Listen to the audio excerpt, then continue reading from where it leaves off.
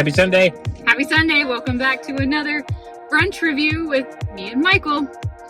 Today we went to a place you found based off the Google reviews. Had 5 stars. How many reviews? Less than 200. Less than 200. But yeah, that's what it was on Yelp. It was only 1.5 miles from us. Beachside, which is nice.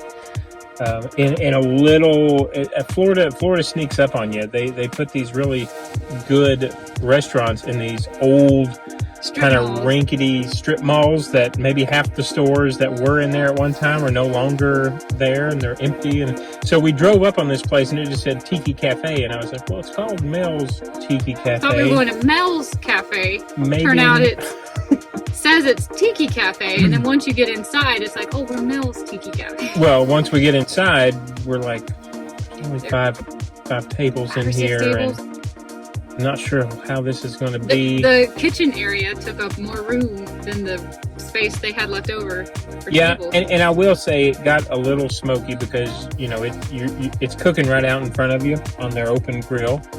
But I guess that was the lowest point because the food was terrific.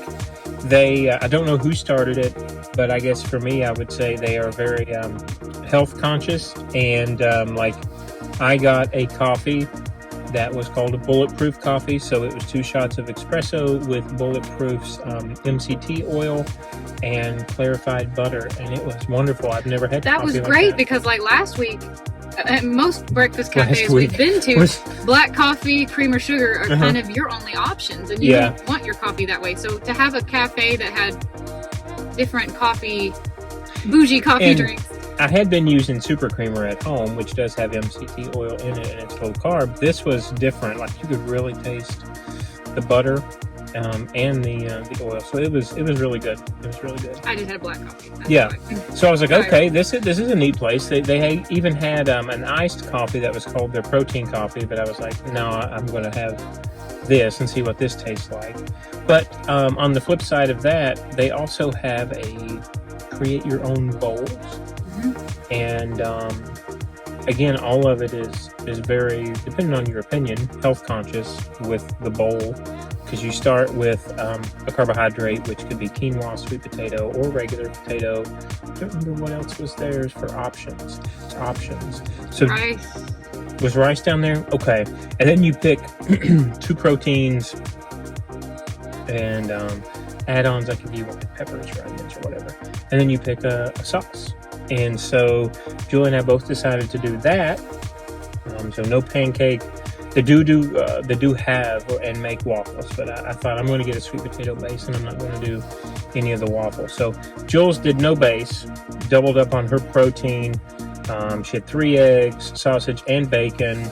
And an avocado. And an avocado, which they give you a half. So I got an avocado too, so it was half of an avocado. And I had my dressing on the side, which was actually sriracha aioli.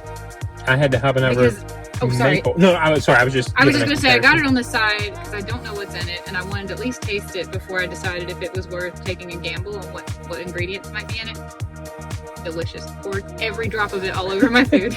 And then you got some. I did the habanero maple, which was, again, habanero infused maple syrup on the side. It was good too. So the only difference in our bowls was the fact that I had sweet potato as my base and Jules had no base. And it was wonderful.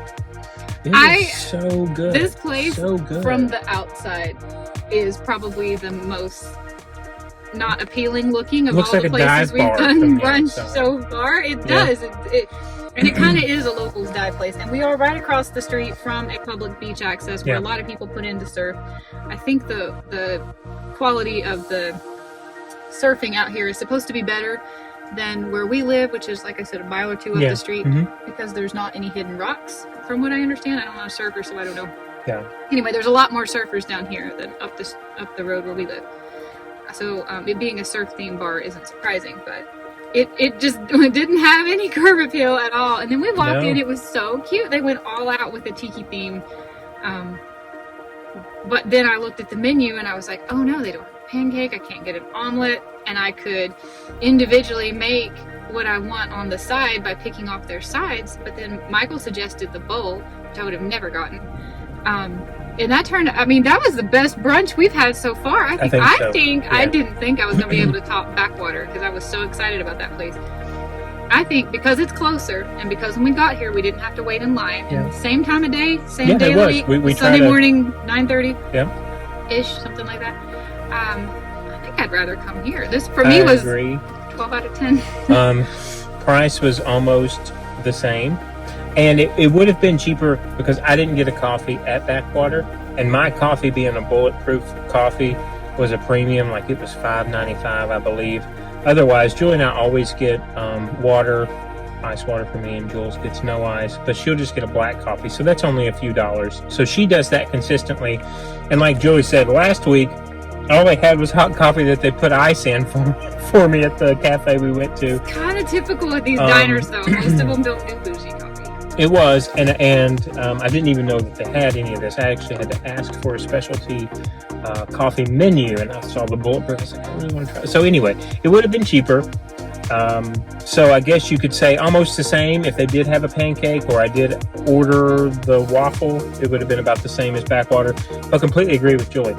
The way that you can customize and what you get and the portions that you get, which we asked for our eggs scrambled. Julie's like, they don't have omelets. It came out as an omelet, which is fine, but it's just kind of funny. I asked for scrambled eggs with cheese. It came out folded over like an omelet with cheese. I do not mind because I was stirring up the whole bowl anyway. Yeah, so that's true. Really, it didn't matter. The only reason I didn't ask for an omelet is because it not being on the menu, I just assumed they wouldn't or couldn't make it. But so, I didn't need to ask for the third egg. The bowl comes with two eggs. Mm-hmm. I didn't need to ask for the third egg because I couldn't finish my food. That never happens, and here it's been happening a lot lately. I've got this to take home for the pup. It's a whole egg. It was good. It was better. It was overall. I'm better delighted. Than Backwater. It was the best brunch we've had. We could have walked here. We could have gotten up, and actually walked down here. So they don't have any outdoor seating. And that's if true. They had outdoor seating, we could have brought our dog. Now this is assuming it's like if it wasn't summertime, if the pavement wasn't too hot, we could have walked our dog here. And all had a breakfast together, but there's no outdoor seating, so that's not a big deal for me, but just something to think about. It's the first time we've been in this little shopping center. We've seen it 1,000 times since we moved down here. There's never been one single interesting thing that make it worth stopping. Yeah, it's all little like dive bars. So I had no idea. I tell Julie when we're driving down A1A, I was like, it says it's over here, and I can't see a sign. There's no sign for it. You can't even see it from the road. It just says Tiki Bar. It doesn't. On Google, it's Mel's Cafe. And they serve dinner too, so it's like you're not even telling people you're. They serve breakfast until 3 p.m. Wow, I didn't know that. Okay. And they have lunch and dinner, and I guess alcohol too. There was a cooler with some beers in it. Yeah, that's true. That's true. Waffles until 8 p.m. Right? Didn't you tell me that? You saw that on the menu? Was that on the menu? I think so. So anyway, dang, it was great. This was a great find. I thought we topped out with Backwater, but Mel's Tiki Cafe, or any combination of those words, if you can find it. It's right on A1A, halfway between Indian Harbor Beach and Indialantic. Don't know which one this one is considered. Right across the street from the public beach access. This was a 12 out of 10 for me. It was. 12 out of 10 for you? Very good. Yeah. Perfect way to start a Sunday. I guess the series is over because we're going to be here every Sunday.